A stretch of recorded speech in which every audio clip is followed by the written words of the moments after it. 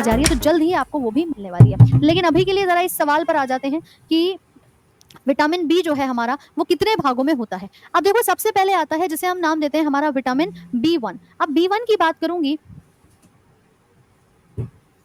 चलो बी1 की अगर हम बात करेंगे तो इसको नाम दिया जाता है थाइमीन, और इस थाइमीन की कमी से रोग होता है जिसे कहते हैं बेरी बेरी। ठीक है, इसको लिखते रहना भाई, ये बहुत इंपॉर्टेंट चार्ट है जो कई बार पेपर में पूछा जा चुका है। बी1 की कमी से बेरी बेरी का रोग होता है, थाइमीन इसका नाम है। फिर आता है बी2, बी2 को कहते हैं राइबोफ्लेविन, राइबोफ्लेविन। ये राइबोफ्लेविन जो होता है ये हमारा सहायता करता है, एंजाइम ए भी कहा जाता है। ठीक है, ये एक सह एंजाइम के तौर पे मदद करता हुआ नजर आता है, सह एंजाइम के तौर पे। और इसकी जब कमी होती है ना तो शरीर में ना होंठ फटने शुरू हो जाते हैं, जैसे हम कहते हैं चीलोसिस हो रही है। साइड से ऐसा लगेगा कि मैडम होंठ जो है ना वो फट रहे हैं, और इसी प्रकार को हम यहाँ पर देख सकते हैं कि कुछ ऐसी समस्याएं आ जाती हैं। ये देखो होंठ फटने शुरू हो जाएंगे, आंखों में जलन होगी, जीभ पर आपके इन्फेक्शन हो जाएगा। ये विटामिन बी2 की कमी होती है, क्योंकि विटामिन बी2 वो विटामिन है जो मलेरिया से जल्दी रिकवर कराता है। ठीक है, तो चीलोसिस है, ग्लोसाइटिस है, आंखों में जलन है, ये सारे लक्षण हमको इसके अंदर दिखाई देते हैं। तो कोएंजाइम के तौर पे कौन मदद कर रहा है? विटामिन बी2 हमारा यहाँ पर हेल्प कर रहा है। स्रोत में बात करोगे पपीते, अंडे, लिवर, बहुत सारे होते हैं, लेकिन पेपर में इतना नहीं पूछता मैम, जो पूछेगा हम उस पार्ट को यहाँ पर लिख रहे हैं। ठीक है, तो लिख सकते हो कि इसकी कमी से क्या हो जाएगा? चीलोसिस हो जाएगा, साथ में ग्लोसाइटिस हो जाएगा, होंठ फटना या जीभ पर संक्रमण। ठीक है, नेक्स्ट आता है बी3, बी3 को कहते हैं नियासिन। अरे बड़ा इंपॉर्टेंट विटामिन कहा जाता है ये। ठीक है, नियासिन जो है इससे कई सारे सवाल आते हैं, क्योंकि इसको हम नाम देते हैं पेलिग्रा नाम के रोग के साथ। ये पेलिग्रा नामक रोग कराता है जब भी आपके बॉडी के अंदर इस विटामिन बी3 की कमी हो जाती है। बी3 मतलब नियासिन, नियासिन की जैसे ही शरीर में कमी होगी आप लोग क्या बताओगे कि भैया हमारे शरीर में हो गया पेलिग्रा। पेलिग्रा क्या कराता है मैम? पेलिग्रा में 3 चीजें आती हैं। इस रोग के अंदर व्यक्ति को डर्माटाइटिस हो जाता है, डिमेंशिया आता है, डायरिया हो जाता है।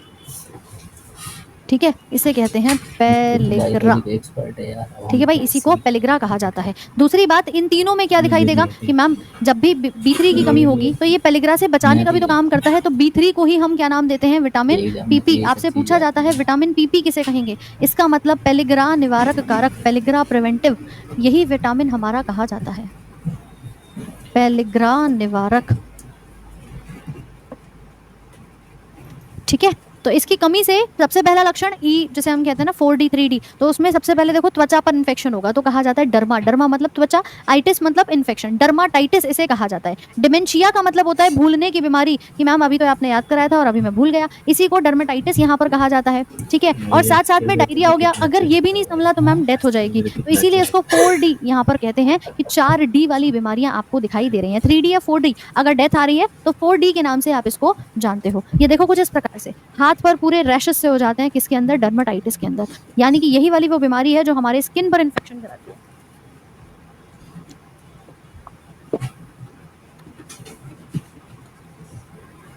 ठीक है, चलिए चलिए, राइट। इसके अलावा अगर आप देखोगे तो स्केली स्किन है, डायरिया है, भूलने की बीमारी है, ये सारे लक्षण किस में आते हैं? विटामिन बी3 के अंदर आते हैं। कोई समस्या किसी को यहाँ तक एक थम्स अप का साइन भेज दो, जल्दी से फटाफट से भेज दो। प्रिंस राज, सारी चीजें लाइव है, ये क्लास सुबह 11 बजे से रात्रि 11 बजे तक लाइव चलेगी, जब तक बायोलॉजी नहीं हो जाती। ये आज तो ठान लिया मैम, पूरी बायोलॉजी करके ही रहेंगे, चाहे जो भी समय लगे। समय की क्या टेंशन है मैम, पढ़ ही तो रहे हैं, है ना, पढ़ाई तो कर रहे हैं, तो कर दो यार एक बार जल्दी से अपने सेशन को लाइक और शेयर अपने दोस्त यार भाई बंधुओं सभी तक, कि मैडम हमें तो एक एक चीज क्रिस्टल क्लियर होती चल रही है। यहाँ आया बी3, बी3 के बाद आता है अगला पार्ट जिसको नाम दिया जाता है आपका विटामिन बी5। अच्छा, 5 से नाम पेंटो याद आता है? 5 मतलब पेंटो, पेंटोथेनिक एसिड। ठीक है, क्या कहेंगे इसको? पेंटोथेनिक अम्ल। ये पेंटोथेनिक अम्ल बड़ा काम का होता है, इसकी कमी से तुम्हारे बाल झड़ने शुरू हो जाते हैं, इसकी कमी होती है तो मैम स्किन हमारी खराब होनी शुरू हो जाती है। इसी को कहते हैं B5 यानी कि पेंटोथेनिक एसिड। जरा इधर देखते चलना, इधर देखते चलना। ठीक है, ये है हमारा B5, शहद में, एवोकाडो में मिलता है, तो बहुत सारे सोर्सेज में है, लेकिन इसका मेन रोल क्या होता है कि ये हमारी त्वचा के लिए, हमारे बालों के लिए बड़ा इंपॉर्टेंट होता है। हालांकि बालों के लिए B7 भी आता है, बट ये भी यहाँ पर देखने को मिल जाता है। कोई बफरिंग नहीं हो रही है, बिल्कुल बफरिंग नहीं है, इधर देख लो। ठीक है, अर्थराइटिस कराएगा, पार्किंसन में ठीक कराता है, मदद कराएगा। अगर प्रॉब्लम होगी तो हमारे चर्म रोग जिसे कहते हैं त्वचा पे इन्फेक्शन, स्किन खराब हो जाती है, हेयर लॉस हो जाता है, सफ़ेद बाल हो जाते हैं, क्योंकि आजकल इंसान का खान पान इतना खराब है कि उसके बॉडी में विटामिन की आवश्यकता बढ़ गई है। B5 भी चाहिए, B7 भी चाहिए, दोनों ही मदद करते हैं बालों के लिए, ठीक है, दोनों ही मदद करते हैं बालों के लिए। बेटा खाना पानी तो होता रहेगा, आज की क्लास चलने दो, ठीक है, आज जो है वो बढ़िया तरीके से सिर्फ हमें अपनी सेशन को, कंटेंट को समझना है। चलिए 2 घंटे हो चुके हैं, अभी तो 10 घंटे बाकी है, मैम करेंगे बढ़िया तरीके से। तो B5 इज पेंटोथेनिक एसिड, जब इसकी हम बात करते हैं तो स्किन पे और हमारे बालों पर प्रभाव पड़ता है। 5 के बाद आता है B6, 6 के अंदर आता है पायरिडॉक्सिन, नाम में याद रखेंगे B6 को क्या कहते हैं, पायरिडॉक्सिन यहाँ पर कहते हैं। ये पायरिडॉक्सिन आपके शरीर के अंदर क्या करा रहा होगा, तो ध्यान रखिएगा कि यह भी हमारी सहायता करता है, इसको भी हम सह एंजाइम के तौर पर जानते हैं। ये भी क्या कर रहा है, सहायता कर रहा है। इसकी अगर कमी होगी तो भी मैडम त्वचा पे खुजली, इन्फेक्शन, दाने, ठीक है, मानसिक विकार, ये सारी चीज़ें दिखाई देती हैं। एनीमिया हो जाता है, ठीक है, एनीमिया भी इसी के कारण होता है, लिख लेना। खून की कमी, रक्तलापता भी यहाँ पर देखी जाती है। बाकी केले हैं, सब्जियां हैं, सूखे मेवे हैं, इन सभी के अंदर ये मौजूद होता है, तो इसे कहेंगे पायरिडॉक्सिन, ठीक है। चलो मोहित लिख लो जल्दी से, तो इसे कहते हैं vitamin B6, that is your pyridoxine. अगला आता है वो जिसका तुम्हें था इंतजार, है ना, जिसके लिए तुम थे बेकरार, मैम बायोटिन। बायोटिन यानी B7। कई सारे हेयर ऑयल्स और आपके हेयर के बहुत सारे प्रोडक्ट्स में देखा होगा कि बायोटिन पाया जाता है। ये बायोटिन बालों के लिए बड़ा मददगार है। कहाँ मिलेगा मैम, कैसे बालों को अपना अच्छा करूँ, कैसे बाल सफ़ेद होने से रोकूँ, कैसे बाल झड़ने से रोकूँ, तो आपको खाना पड़ेगा इन सभी चीज़ों को। जैसे हम बात करते हैं यहाँ पर कि आपका ब्रोकली है, स्वीट पोटैटो शकरकंद है, ठीक है, पालक है, गोभी है, दाल है। अगर आप प्रोटीन की मात्रा शरीर में बढ़ा दोगे और B7 की मात्रा बढ़ा दोगे तो ये सभी चीज़ें जो है वो हमारी क्या होती हैं, बालों को बचा करके रखती हैं, हेल्दी बना करके रखती हैं, ठीक है। तो आपका B7 जो होता है इसी को हम बायोटिन कहते हैं। कहाँ मिलेगा, मूंगफली में, सब्जियों में, कॉलीफ्लावर वगैरह, इन सभी चीज़ों के अंदर। इसको विटामिन H भी कहते हैं। अब देखो भाई, तुमसे कहा था एक कोड याद करेंगे, एक और कोड आया मैम बड़ा इंटरेस्टिंग सा कि यह है विटामिन B7। अब यहाँ पर इसको हम एक और नाम देते हैं विटामिन H। H नाम भी इसी को दिया जाता है, हेयर के लिए आ रहा है तो विटामिन H कहा जाता है। और साथ में मैडम ये भी सहायता करता है, लेकिन इसको कहते हैं कोएंजाइम R। तो H भी कहते हैं, R भी कहते हैं, और विटामिन B7 तो ये है ही है, तो HR7 यहाँ पर याद रखेंगे कि ये कहा जाता है, ठीक है। बोलो समझ में आ रही है कहानी की नहीं आ रही?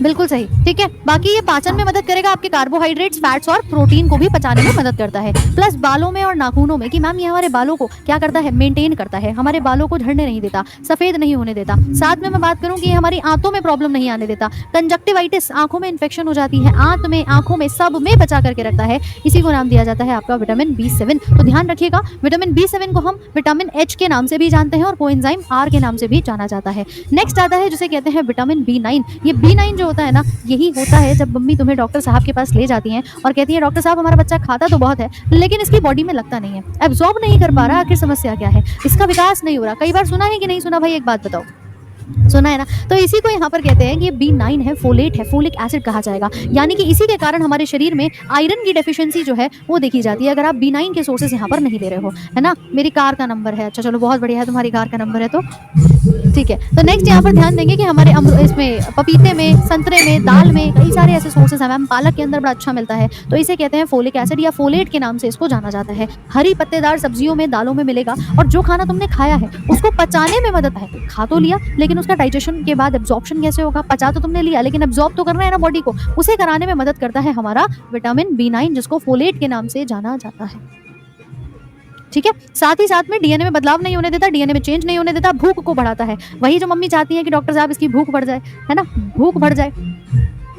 चलिए नेक्स्ट आता है, इसकी कमी से एनीमिया हो जाएगा, इमैच्योर आरबीसी बनेगी और मुंह में छाले। कई बार सुना होगा मुंह में छाले हो जाते हैं, तो इसी चीज को हम क्या कहते हैं कि भाई मुख में जो छाले हो रहे हैं, बी कॉम्प्लेक्स की गोलियां खा लो। वो सुनते हो कि नहीं कि बी कॉम्प्लेक्स की गोलियां खा लो, वो बी कॉम्प्लेक्स क्या है, ये B9 की गोलियां खाने को आपसे बोला जाता है कि ये गोली खा लो तुम्हारे मुंह में छाले ठीक हो जाएंगे, ठीक है। तो ध्यान रखना भाई, इसी को विटामिन B9 को ही ये सारी चीजें यहाँ पर कही जाती हैं। समझ में आ रहा है कि नहीं आ रहा? अभी देखो आप अपनी अपनी मम्मी को भी अगर बोलोगे तो मम्मी यही सारी चीजें देख करके सोच रहे होंगे कि हाँ बात तो यही है कि नहीं है भाई, जल्दी से बताओ। हिंदी में PDF नोट्स मिल जाएगा क्या कंप्लीट, विजेंद्र सैनी, हिंदी में इंग्लिश में दोनों में मिल जाएगा, टेंशन नहीं लेना है मैम, ठीक है।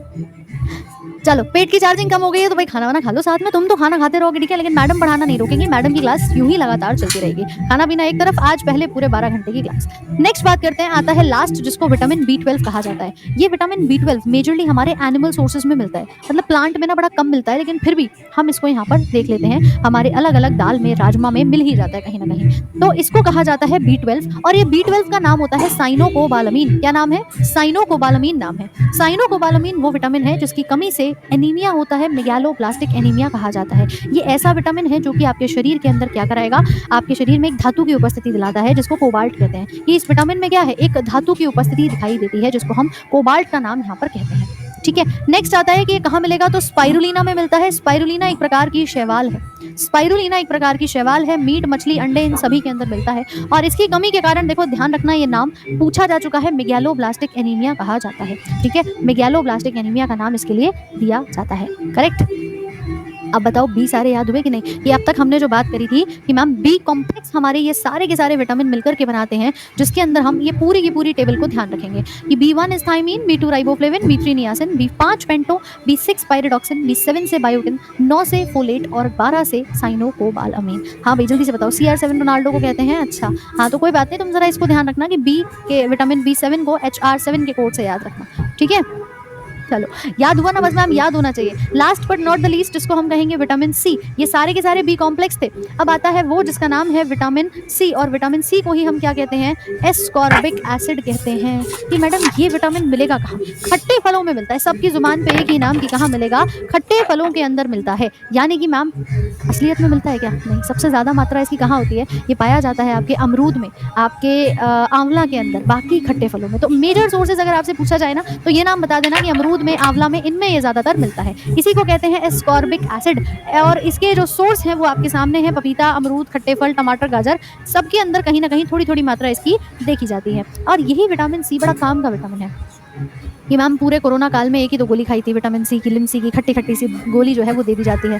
ठीक है, चलो देखो अब मैं तुम्हें रेड बुल का भी राज बताऊंगी कि रेड बुल पी के होता क्या है। ठीक है, अभी आप भी जाकर के ना सर को बोलोगे सर रेड बुल नहीं पीनी चाहिए, तो इसीलिए जरा यहाँ पर आ जाओ कि मैम विटामिन सी जो है वो है एस्कॉर्बिक एसिड। एस्कॉर्बिक एसिड को एंटी एजिंग विटामिन भी कहते हैं। एजिंग मतलब बुढ़ापा नहीं आने देता, झाइयाँ नहीं आने देता, स्किन पे स्किन का ग्लो बना कर रखता है। ये एंटी स्कर्वी विटामिन है, क्योंकि इसकी कमी से ना मसूड़ों से खून आना शुरू हो जाता है। कई बार लोगों के आपने देखा होगा गम ब्लीडिंग होती है। हाँ भाई ये देखो गम ब्लीडिंग हो रही है।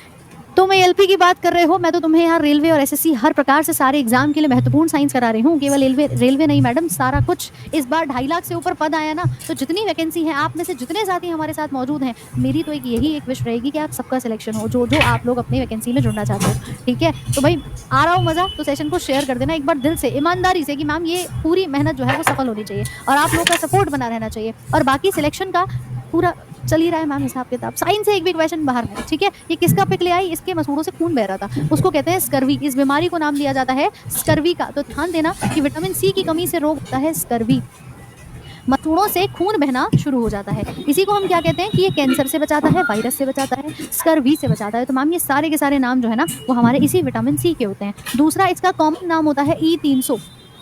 ठीक है, तो लिख लेना E300 इसी का कॉमन नाम है। एस्कॉर्बिक एसिड इसको यहाँ पर हम नाम देते हैं। कहाँ मिलेगा, कि हमारे खट्टे फलों में, आंवला में, अमरूद भी लिख लेना यहाँ पे, गुआवा। एंटीबॉडी बनाएगा और बाकी हमारे हड्डियों, दांत और मसूड़ों को रखरखाव में मदद करता है। इसी को कहा जाता है हमारा विटामिन सी। बोलिए बात समझ में आ रही है कि नहीं आ रही। कुछ लोग आपस में बात कर रहे हैं, भाई ये जीवन आपका है, आपका भी अधिकार है, आपके पास भी अपने मौलिक फंडामेंटल राइट्स हैं। ठीक है, स्टिंग पी सकती हूँ ना मैम, आ जाओ, आज तुम्हारी स्टिंग और रेड बुल की समस्या का निवारण करते हैं। अब देखिए यहाँ तक की चीज़ें क्लियर है ना, विटामिन सबको क्लियर हो गए, तो एक थम्स अप का साइन भेज दो जल्दी से और कुछ सवाल लगा दो। फिर आते हैं तुम्हारी स्टिंग और रेड बुल की समस्या के ऊपर कि क्या मसला है, तुम कहाँ से रेड बुल पीने लग गए। चलिए question number first, which vitamin requires cobalt for its activity. देखें कितना सीखे हो आप लोग, जल्दी जल्दी से बताओ। डाइट कोक बेस्ट है, अच्छा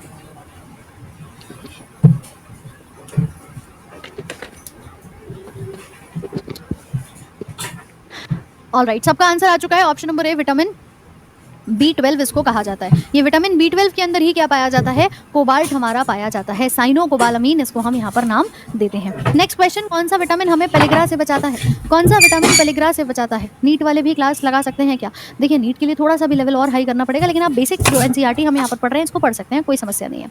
ठीक है, चलिए ऑप्शन नंबर सी आ रहा है, विटामिन B3 करेक्ट हो जाएगा। इसी को हम नाम देते हैं आपका पेलिग्रा के रोग को कराने वाला।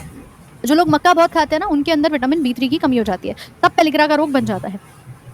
B3 यानी कि विटामिन PP भी कहा जाएगा। गलत नहीं होना चाहिए मैडम, अभी अभी पढ़ा है। अगला सवाल बताएंगे, deficiency of which of the following causes जीरोफ्थैल्मिया।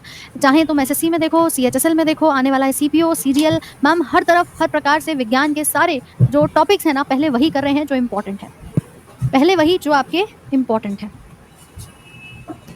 Correct answer आ रहा है ऑप्शन नंबर ए का, ए यानी कि विटामिन B3, तो ये तो गलत हो जाएगा बेटा, ए मतलब विटामिन है ना। जीरोप्थेल्मिया सूखा रोग जिसे कहते हैं, शुष्काशपाक, इसके अंदर हमारी आंखों से आंसू नहीं बनते मैम, कितना भी दिल में दर्द हो, ठीक है, दिल पे पत्थर रख के आंसू आने ही बंद हो गए, बस वो वाली कहानी है। तो इसे कहेंगे रेटिनॉल की कमी, जो कि यहाँ पर देखी जाती है। चलिए नेक्स्ट सवाल है, कह रहा है कि bleeding gums is generally associated with deficiency of, bleeding gums किसके कारण होता है, मसूड़ों से खून आना किसके कारण होता है, मैम मेरी गर्लफ्रेंड नहीं बन रही है, कौन से विटामिन की कमी है, यादव जी ये आपके ना सरकारी नौकरी वाले विटामिन की कमी है, जिस दिन लग जाएगी उस दिन देखो तुम्हारी गर्लफ्रेंड भी बन जाएगी, शादी भी हो जाएगी, सब बढ़िया हो जाएगा, उस दिन तुमसे कोई दुश्मनी नहीं रखेगा, उस दिन सब तुमसे प्यार मोहब्बत से बात करेंगे, इसीलिए सबसे पहला काम पढ़ लो, सरकारी नौकरी ले लो, फिर तुम्हारे सारे समस्याओं का समाधान हो जाएगा, फिर तुम जो चाहते हो वो हो जाएगा मैम, लेकिन उससे पहले एक सरकारी नौकरी ले लेते हैं, जो आज हम जीवन में कहते हैं ना स्टेबिलिटी नहीं मिल रही है, उसको ले लेते हैं मैम। तो कौन कौन चाहता है भाई इस विटामिन को पूरा करना, एक थम्स अप का साइन भेज दो जिस जिसको चाहिए। चलिए answer is ascorbic acid, vitamin B I mean C को इसको कहा जाता है, मसूड़ों से खून आना कहा जाएगा, क्लियर है कि नहीं। चलो तो विटामिन तो समझ में आ गए, अब आता है मैम एक और टॉपिक प्यारा सा जिसको हम कहते हैं कार्बोहाइड्रेट्स।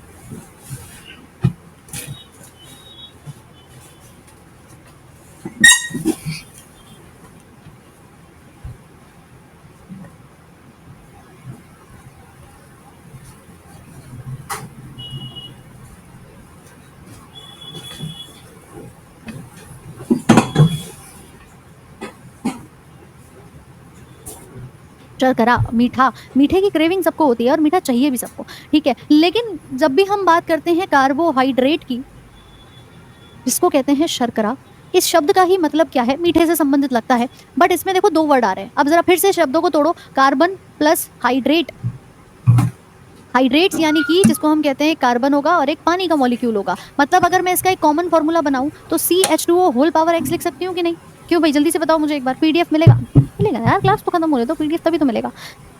मजा आ रहा हो तो सेशन को शेयर कर देना और लाइक कर देना। ALP में कितने क्वेश्चन आएंगे मैम, आराम से बढ़िया से 20 से 25 सवाल देखने को मिल जाते हैं विज्ञान के हमें, है ना, RPF हो, एस आपका ALP हो, टेक्नीशियन हो, तो ये हमारा कॉमन फॉर्मूला है। अब मैं इसमें x का मान अगर 3 रखती हूँ तो क्या बनेगा, मान लीजिए मैंने x की वैल्यू रख दी 3, तो यहाँ पर ये बन जाएगा C3H6O3। जल्दी से बताओ ये बात समझ में आई कि नहीं आई, हाँ कि ना, थम्स अप। कि मैम x का मान रख दिया 4, C4H8O4 लगा दी गणित हमने, C इसका x का मान 5 तो C5H10O5, और अगर C का इसका x का मान रखा है हमने 6, अब निकल के आया C6H12O6। अरे मैडम इतनी लंबी कहानी के बाद निकल के आया, हमें तो लगता था कार्बोहाइड्रेट का मतलब ही ग्लूकोज होता है, C6H12O6 होता है, बट नहीं भाई, ये ग्लूकोज है, एक सिंपल प्रकार की शर्करा है, ठीक है। मनीष लूथरा बिल्कुल CHSL के लिए फ्रूटफुल है, आप ले सकते हैं। ये सिंपल एक सरल शर्करा है जिसको ग्लूकोज कहते हैं, जो 6 कार्बन वाली शुगर है, कार्बन यहाँ 3 होते हैं तो हम इसको 3 कार्बन की शुगर कहते हैं, जिसको ट्राई वर्ड से इस्तेमाल किया जाता है। और कार्बोहाइड्रेट के नाम के पीछे OSE लगा देना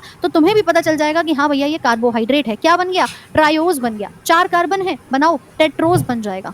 5 कार्बन के लिए पेंटोज बन जाएगा, और 6 के लिए हेक्सोज बन जाता है। हेक्स मतलब 6 कार्बन, पेंट मतलब 5, 4, 3, ये कहलाता है मैम हमारा सिंपल सा फॉर्मूला। इस आधार पे हम बना सकते हैं, इसीलिए कार्बोहाइड्रेट्स को दूसरा नाम दिया जाता है हाइड्रेट्स ऑफ कार्बन।